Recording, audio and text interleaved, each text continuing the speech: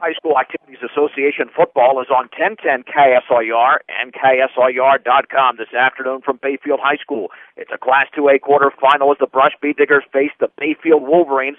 Along with Dave Urich, I'm John Beltran, and which should be a tremendous football game this afternoon with Bayfield coming in with a record of 9-1.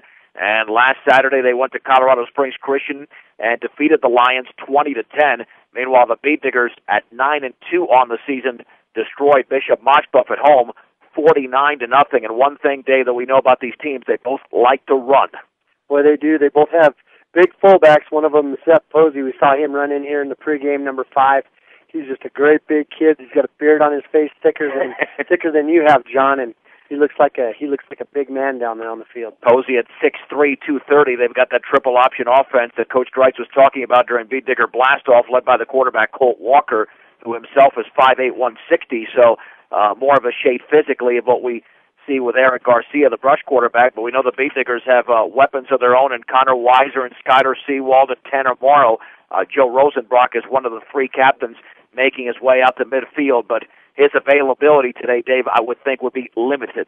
Well, I haven't talked to Joe, but just talking to some of the kids and some of the coaches, I know Joe's got a pretty good limp still in his leg. He injured his lower calf last week, and they have to think about, it's one of those things where you think about, well, we have to win this game to get to the next level, but at the same time, if you get to the next level, you need him healthy.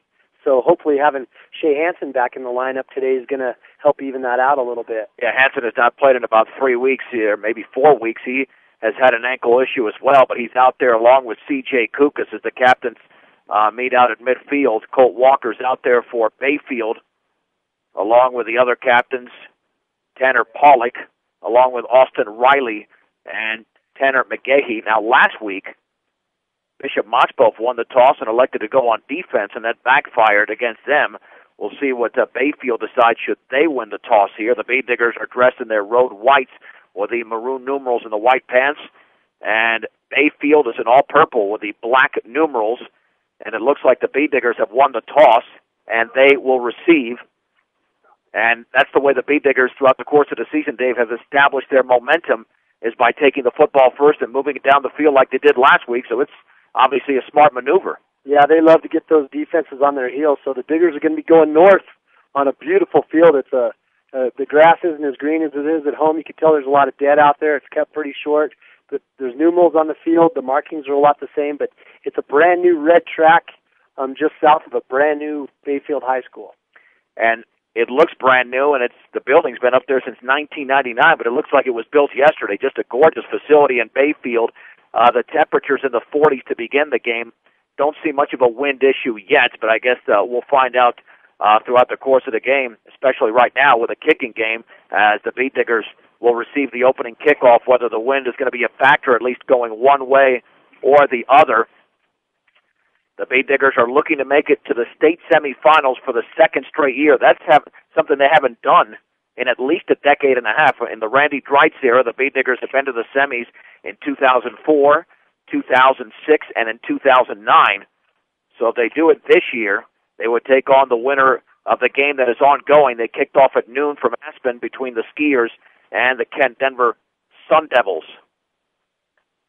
The Bee Diggers are coached by Randy Dreitz. The assistants are Ron Albo, Lance Schwint, Dick Creighton, Matt Manier, Ken Garcia, and David Cummings. Head coach of the Wolverines at Bayfield is Marshall Hahn. The assistants are Herb Stinson, Todd McMenamin, Bob Bynum, Jimmy Cundiff, and Sean Tucker. It'll be Max Harris, a junior, who will be kicking off, looks like from the right hash mark. Yeah, begin the game. Something the Diggers used to do quite a bit, line up with 3 guys to the right side of the kicker and then all the other guys to the left side. It looks like Bayfield will have 4 guys to the right of the kicker, but they're going to kick right here in front of the home stands, right in front of their bench, and he's kind of lined right up there with Eric Garcia, and Garcia's standing on about the 5. And C.J. Kukas is flanking Eric Garcia. Opening kickoff brought to you by Ingmeyer Phillips Insurance, locally in Fort Morgan and Brush, offering home, health, auto, farm, business, and workers' compensation insurance. Ingmeyer Phillips Insurance. And this Class 2A quarterfinal from Bayfield is underway. There's the kickoff towards the sideline. Eric Garcia will field it at the 1. straight ahead to the 10, to the 15-yard line, to his right, to the 20, breaks the tackle at the 25-yard line, and he's down at the 26, maybe the 27. So the Bay Diggers will have the football right there, just shy of the 27-yard line. The quarterback is Eric Garcia. The running backs will be Skyler Seawald and Connor Weiser. Tanner Moore will be in that backfield as well. The wide receiver, Shea Hansen and C.J. Kukas. On the offensive line are Kyle Hefner, Ethan Brost, Daniel Soto, Austin Acosta, and Gaston Fernandez. Starting lineup brought to you by T.O. Charlie's. Bayfield quickly up to the line of scrimmage. Backs are split, 1st and 10 for the 27. Handoff through the first man through across the 30 to around the 31-yard line. That's Skyler Seawald. He'll pick up close to 4, maybe 5 yards in the play. It'll be 2nd down, and we'll call it 5. He got to the 32. Bayfield came out with a 4-man defensive line up there, and a couple of pretty big kids I see up there. Number 92, Trey Lang, is a freshman, 6 foot, 170 pounds, playing the right defensive tackle. And Cameron Grush at 5'10", 165 was in on the play.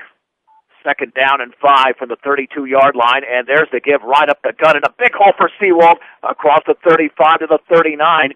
He'll pick up 7 yards, and it's a Beat Digger 1st down, and the tackle was made over there by Sonny Salazar, a junior defensive back, but it's a gain of 7, and the Beat Diggers are moving in the right direction. You know, Brush running right at that freshman over here on the left side. We've seen that the last few weeks where they like to run left, and with this, I think this was playing right into the Diggers' hands, being able to run, at more of a rookie. Tanner Morrow is out. Connor Weiser is in. 1st and 10 for the Beat Diggers at their own 39-yard line. And this Class 2A quarterfinal, the backs are split. Garcia will hand it off on the right side, and that is a pretty decent hole across the 40 to the 44-yard line before the tackle was made. And that was Connor Weiser, I believe, that time. The Weiser and Seawald were running in the same direction, one leading for the other. It's a gain of 5, 2nd down and 5 for the Beat Diggers at their own 44.